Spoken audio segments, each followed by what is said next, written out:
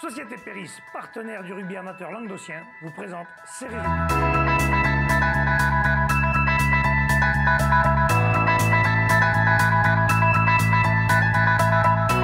Bonjour mesdames, messieurs, bienvenue à Série Rugby, votre émission sur le rugby amateur de la 4e série à honneur. Avec un nouveau chroniqueur parmi nous ce soir. Bonjour Michel. Bonjour l'équipe. Bienvenue dans l'équipe des Fada. Ouais, mais encore une de plus peut-être. Allez, avec les sérieux chroniqueurs, bonjour Wally. Salut. Bonjour Dimitri. Salut. Ça va, les doigts, ça se passe bien? Très bien. Bon, si tu veux les miens, tu le dis. Et bonjour Doudou. Ouais, salut Alain, ça va? Ton stage s'est bien passé? Nickel. Et le tien? Oui, très bien. On est parti ensemble en stage au Paradise et il a tellement aimé qu'il a pris un nouveau jouet de communication. Lui, il a les plus gros, mais c'est chez lui. Moi, j'ai pas aimé. Moi, j'ai pas aimé ce stage, lui-là. On commençait par quel bout, du coup, là? Je sais pas, il a préféré celui-là. Bon. Bon, allez, revenons aux choses plus sérieuses, messieurs. Information, tu peux utiliser les deux. On va commencer par les matchs de ce week-end. On va commencer par la 4e série et c'est Michel qui commencera. Les matchs suivants se sont joués. La Palme recevait la Grande Motte, victoire de la Grande Motte à l'extérieur, 34-20. Murviel-Tézan recevait Clappe-Plage, victoire de Clappe-Plage, 20-17. Et Beaulieu Rugby recevait Villeneuve-la-Comtale, victoire de Beaulieu, 26-12, Michel. Cole Minervois était exempt et au premier match, Murviel-Armissan 17-20 pour Armissan. Murviel joue le coup quand même, hein, parce qu'il faut quand même que pour les autres clubs qui gagnent à Murviel, même s'ils sont hors champion de France et hors champion de Bloc, il faudra la coupe et le challenge, je crois. Mais Clappe-Plage a gagné, c'est bien pour eux, quoi. Ouais, il démarre bien cette saison, Clappe-Plage, c'est bien, tant mieux. Mais saison compliquée les autres années, ça va leur faire du bien un peu. Tout à fait. Beaulieu-Villeneuve-la-Comtale. Alors Beaulieu-Villeneuve-la-Comtale, ça c'était un match, c'était mon match préféré là. Non, mais si bon, on va parler plutôt de la Palme, la Grande Motte d'abord. Allez, vas-y, tu veux garder le. Ouais, je vais garder pour le dernier. Bon, la Palme, la Grande Motte, c'était un petit peu le match des premiers, quoi. Et la Grande Motte est allée s'imposer à la Palme, ce qui est pas mal quand même. Avec l'homme du match était Hippolyte, le troisième ligne, hein, qui marque 24 points de son équipe, 2 essais et 14 points au pied. Okay, troisième ligne. Ouais, troisième ligne. Donc, il bute en plus. Ouais, il bute. Donc c'est un joueur complet. Bon, 4e série, c'est bon de les avoir, et même en fédéral ou partout d'ailleurs. Il y en a plus beaucoup. Hein. Le dernier, c'est John Hills. Je crois qu'on en a pas entendu parler depuis. Toujours comme pilier fera ça. Ouais. Alors, il faut noter quand même que sur ce match, la Palme a reversé 4 € sur les 5 € à l'entrée du stade à une association pour l'Octobre Rose, tu sais, là. Et donc voilà, donc il faut noter quand même. C'est bien, c'est un beau geste. C'est un geste de solidarité qui est pas mal. Qui est intéressant. Allez, on finit par le. Arrête de dire des bêtises, toi, on n'a pas 3 heures. Allez, on va finir par Beaulieu-Villeneuve-la-Comtale, vite fait. Alors, Beaulieu-Villeneuve-la-Comtale, 26-12 pour Beaulieu. Ils inauguraient le stade, donc tout ça c'est bien. Avec aussi l'homme du match, Benjamin Julien, qui a passé 3 drops sur 4 drops tentés. Donc c'est pas mal quand même. Voilà. Nicolas Salgue aussi, le rouveur. Non, c'est pas le rouveur, marque 2 essais.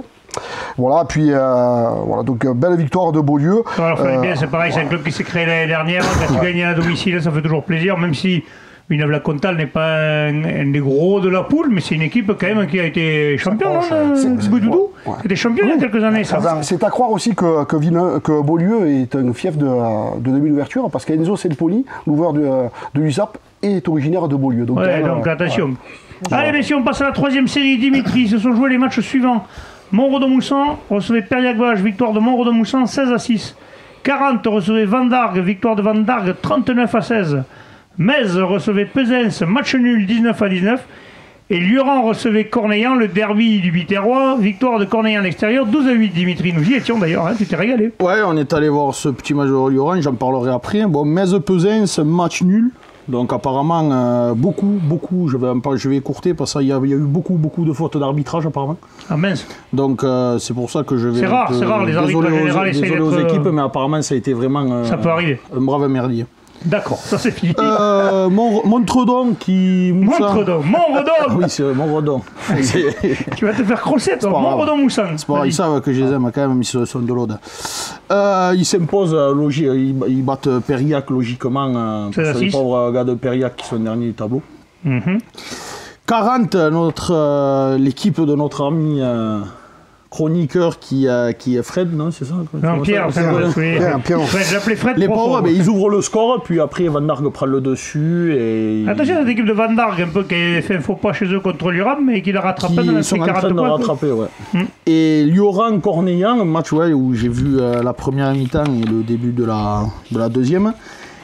déçu d'un côté et agréablement surpris de l'autre, parce que Cornéllan, je les voyais pas aussi gaillards. C'est solide. Franchement, j'étais très agréablement. Un philosophe qui connaît bien ça, c'est solide devant, il s'agréable derrière. Agréablement surpris de l'équipe de Cornéllan, parce que quand je les ai vus, j'ai été surpris. Par contre, grosse déception du côté du Lioran. Ouais. Je m'attendais à plus de discipline. Là, j'ai l'impression d'avoir vu le Moria Montadi du début de saison de l'an dernier. Eh bien, écoute, on va souhaiter que ça les pique et que ça leur fasse aussi autant de bien que Moria Montadi. J'ai vu 7 capitaines sur le terrain, en fait. Il n'y a que des mecs qui bavaient, tout le monde voulait faire chef, tout le monde a voulu faire la sienne. C'est compliqué pour gagner les matchs. Et je pense que c'est ça qui va leur coûter cher s'ils ne font pas quelque chose. Allez, on passe à la deuxième série, c'est Wally. Se sont joués les matchs suivants. Bassin-Sud-Minervois recevait Serres-Port-Iragne. Victoire de Serres-Port-Iragne à l'extérieur, 22-16. Stade Bessanay recevait Villeneuve-les-Béziers. Victoire du Stade de Bessanay, 18-9. Cruzy-Saint-Chinian recevait Portel. Victoire de Cruzy-Saint-Chinian, 27-3. Et le Salagou recevait Narbonne-Plage. Victoire de Narbonne-Plage, 18-10, Wally. Ouais, Narbonne-Plage confirme son excellent début de saison, donc en remportant une 3e victoire, donc à l'extérieur. Ensuite, Portel a perdu assez lourdement à Cruzy-Saint-Chinian, donc c'est pareil, Cruzy confirme également. Ils ont été gagnés à Bessin et maintenant. Voilà, en prenant en plus le bonus offensif. Ensuite, le bassin Sud-Minervois, malheureusement, encore une fois, ils menaient à la mi-temps, 10-9, et ils ont perdu 22-16 contre une équipe un peu plus expérimentée. Et enfin, le Stade Bessanay s'est imposé dans le choc de la poule. Nous y étions. Bonjour mesdames et messieurs, nous sommes à Bessan, nous avons vu la victoire du Stade Bessanay sur Villeneuve-les-Béziers sur le score de 18-9 avec moi l'entraîneur Bruno et le capitaine Nicolas. On va commencer par le capitaine. Bon Nicolas, je suppose, ça fait plaisir de gagner ce match face à Villeneuve-les-Béziers qui avait démarré en fanfare ce championnat. Ouais, on les a annoncés favoris, hein. Très belle équipe d'ailleurs, gros match. Mais bon, ça fait toujours plaisir de gagner. Et, de toute façon, on joue pour gagner un match, donc très content, très fier de mon équipe, très fier de Bessan. Petite explication de texte en début de match, un rouge de chaque côté, on a mis les choses au clair et après on a joué au rugby. Ouais, il faut apprendre à se connaître, un derby, voilà, c'est comme ça. Ça a été dans la règle de jeu, c'était comme ça. Il fallait une petite bagarre pour se mettre un petit peu dans le match et voilà, c'est parti. Non mais c'est bien, vous avez marqué 2 essais, on en parlera après avec l'entraîneur qui lui est un peu plus content certainement sur la manière. Mais surtout en fin de match, on dit que vous n'avez rien lâché, vous êtes battu jusqu'au bout. C'est le cas de dire, dans le bon sens du terme. Oui, face au vent, difficile, hein. Ils ont bien joué, ils ont un peu confisqué le ballon, très dur. On a réussi à remettre la main sur le ballon et à gagner ce match. Bon Bruno, je suppose content de cette victoire, pas besoin de le dire. Mais dans la manière, 2 essais à 0 de l'autre côté, c'est bien quand même. Ouais, ce qui est très bien aujourd'hui, c'est que notre but reste vierge, quoi. Et ça, c'était important parce que ça fait 2 matchs qu'on fait. On avait pris 2 essais le premier match, qui nous fait un peu mal, même si on en marque. À Portel, on n'en prend qu'un et aujourd'hui, on n'en prend pas. Donc, contre le leader, quand même, qui est une très belle équipe, qui se connaissent bien. Nous, c'est un groupe qu'on recrée parce qu'on avait arrêté un an, donc c'était important. La mise en place est un peu longue, mais tout le monde adhère. Il y a une vie pendant les matchs et après les matchs. C'est un club qui vit très bien avec beaucoup de dirigeants et on est super heureux de ce qui arrive, quoi. Et on prend tous les matchs comme ils viennent, donc on est là pour prendre du plaisir. On travaille comme ça. Oui, face à Villeneuve-les-Béziers, 18-9. Certainement donc, 2 des grosses équipes qui vont certainement se jouer avec Narbonne-Plage à la première place. C'est peut-être Cruzy-Saint-Chinian, c'est peut-être ces 4-là, je pense, qui devraient. Les 4 pour l'instant se démarquent vraiment des 4 autres équipes. On va avoir un duel, je pense, à distance. Allez, on passe à la première série, ce sera Jean-Michel. Se sont joués les matchs suivants. Saint-André-Bizanais recevait Poussan, victoire de Saint-André, 21-3. Piège-Lauragais-Malepère recevait Ouveillan-Cuxac, victoire de Piège-Lauragais-Malepère, 22-16. Cuisa-Espéraza recevait Névian-Canet, victoire de Cuisa-Espéraza, 35-9. Et Torubi recevait Alaric, victoire de Torubi, 26-13. Tous ceux qui recevaient ont gagné. Oui, mais écoute, cette équipe Saint-André qui recevait Poussin, mais qui a voulu marquer son territoire. Donc voilà, 21-3 à la mi-temps, une bagarre générale en deuxième mi-temps. Poussin qui était effectif incomplet. Sur la bagarre générale, ils ont plusieurs blessés. Et moins de 11 joueurs sur le terrain. En fin de match. Donc il ne faut pas croire ce qu'a dit l'indépendant où l'arbitre a arrêté le match. Oui, il a arrêté le match parce que... Effectif incomplet. Voilà, effectif incomplet, moins de 11 joueurs. La bagarre. Juste sur la bagarre. Voilà. D'accord, ok. Piège-Lauragais-Malepère qui gagne à Ouveillan. C'était contre Ouveillan. C'était un petit peu la revanche de l'an dernier, puisque Ouveillan, pour pouvoir se qualifier, est allé gagner là-bas. Mais là, PLM a mis les petits plats dans les grands, et donc s'impose 22-16 avec un bonus offensif. Et Ouveillan qui ramène le bonus défensif. Donc, tout le monde a gagné des points ce week-end. Voilà, tout le monde a gagné des points. Sauf une équipe. Thau qui a emporté face à l'Alaric, donc Alaric qui avait perdu la semaine dernière et qui voulait se refaire un petit peu la cerise, mais ce ne sera pas sur ce match-là, puisque Thau l'a emporté 26-13. Et le grand match du week-end, écoute, Cuisa qui a emporté l'Union Névian-Canet, 35-9. Peut-être pas descendu du bus. Non, je crois qu'on avait laissé le cerveau du rugby au Zapata le vendredi soir, je crois. Ah, je crois que ça doit être ça. Ouais, ça doit être ça. Donc, c'est bizarre que je ne vous ai pas vu après à la Romerie, vous étiez trop fatigué pour traverser, c'est ça? Non, ouais, peut-être. En tout cas, non. Pour parler plus sérieusement, une belle équipe de Cuisa qui c'était son premier match. Dimitri, il les défend toujours et lui, il les aime bien. C'est d'ailleurs les seules équipes de l'ordre que je défends. En même temps, chaque fois que tu parles, on croit que tu défonces quelqu'un. Allez, messieurs, on passe à la promotion honneur. Ça sera Wally. Se sont joués les matchs suivants. Moguio-Carnon recevait Nissan-Colombier, victoire de Moguio-Carnon 23-16. Saint-Jean-de-Vélas recevait Vinassan, victoire de Saint-Jean-de-Vélas 34-24. Trèbes recevait Torche-Corbière, victoire de Torche-Corbière 21-10. Et Montréal-Montadic recevait Olonzac, victoire de Montréal-Montadic 44-15. Ouais, bon, mais déjà donc dans ce choc un peu, la revanche de la finale de la saison dernière, Montréal-Montadic donc a pour le coup mis une valse à Olonzac. Donc je pense que Olonzac, ça va les remettre sur les rails un peu, il va falloir qu'ils travaillent maintenant. Je pense qu'ils étaient au Zapata avec Lunka vendredi soir. Tuchan continue, est allé s'imposer à Trèbes, donc pour Trèbes ça s'annonce un peu compliqué cette saison. Donc Tuchan finalement il se relance bien. Au début ils avaient été enterrés un peu vite, je pense, ce club. Ouais, voilà, ouais. Mais confirme sa belle victoire contre Vélas. Ensuite, Moguio donc, a battu dans le choc Nissan 23-16. Donc, il confirme aussi là ses prétentions dans cette poule. Et enfin, Saint-Jean-de-Vélas bat Vinassan 34-24. Et il est bon de noter quand même que sur les 4 essais de Saint-Jean-de-Vélas, ce sont 3 jeunes de 18 ans qui ont marqué un essai.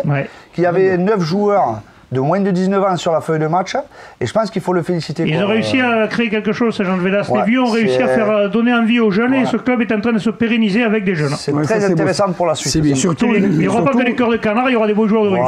C'est surtout une marge de progression conséquente à 19 ans. Allez messieurs, on passe à la poule honneur. La poule honneur se sont joués les matchs suivants. Ce sera Jean-Michel. Villeneuve-les-Maguelones recevait l'Avenir Bleu-Blanc, victoire de l'Avenir Bleu-Blanc à l'extérieur, 36-22. Mende recevait Lunel, victoire de Lunel, 16-5. Saint-Gély-Pixenou recevait le CA Bédarieux, victoire de Bédarieux 23-18. Et 7 recevait les Rives d'Orbe, victoire 38-3. Sauf que c'est pas Jean-Michel, mais c'est Michel. C'est moi. Ah, c'est Michel. C'est moi, moi j'ai vu Michel, j'ai signé Jean-Michel. C'est moi. Bien sûr, l'Avenir Bleu-Blanc est allé gagner, s'imposer à Villeneuve-les-Maguelones. Et ça n'a pas été simple, mais c'est une belle victoire parce qu'ils avaient perdu déjà à la maison contre 7, donc il fallait qu'ils se rachètent. Et ça a été chose faite. Villeneuve-les-Maguelones va aller chèrement sa peau. Voilà, mais victoire de l'Avenir Bleu-Blanc. Ils ont du mal, Villeneuve, cette année. Quand même 3 essais de Villeneuve-les-Maguelones. Je pense que c'est un club qui a la aura plus de. D'accord, on verra par la suite. Mande qui recevait Lunel, c'est ça? Mande, alors moi j'ai. Mande qui reçoit Lunel. Qui reçoit Lunel. Alors les Pescalieux sont allés s'imposer à Mande. C'est pas évident. Ouais, parce que moi j'ai des petits papiers. Je suis un peu comme Linux. Oh, Michel il faisait pareil. C'est la même génération. Et voilà, c'est la même génération. Donc en fait les Pescalieux sont allés s'imposer à Mande et on sait que c'est très difficile de s'imposer à Mande. Beaucoup n'arrivent pas à juste se déplacer jusqu'à Mande. Donc voilà, donc victoire. On passe à 7 ou à Saint-Gély? Non, Bédarieux, Bédarieux aussi qui s'impose pour la 3e fois à Pixelou. Alors Bédarieux, ça donne c'est quand même comme un des favoris quand même cette. Moi j'en ai fait mon favori. Ouais, moi ça fait tout moi aussi. Avec cette c'est deux équipes qui. 3 victoires, 3 matchs, 3 victoires. Il s'impose à Pixelou, voilà, avec des essais de Florian Gros et de Lucas Mouret, voilà. Et bon, la baie de Bédarieux l'emporte aussi, 18-15. D'accord, allez, petit mot pour les baies. Petit mot et le dernier, 7 Rives d'Orbe. L'ogre s'étoille, mais à Maïgé, les Rives d'Orbe, ils les ont bouffés, 38-3, 4 essais, bonus offensif, voilà, donc il n'y a rien à dire. 18 points au pied de Michel. Ça, c'est depuis qu'ils sont sur Perratier, là, c'est de 7. Ça, non, mais les hommes de Bruno Ruiz, encore cette année, ils vont me faire fort. Il va être dur à battre. Ça sera le mot de la fin, Michel, je vous remercie. On se retrouve demain pour les fédérales. Transpirez bien sur tous les terrains. Allez, au revoir.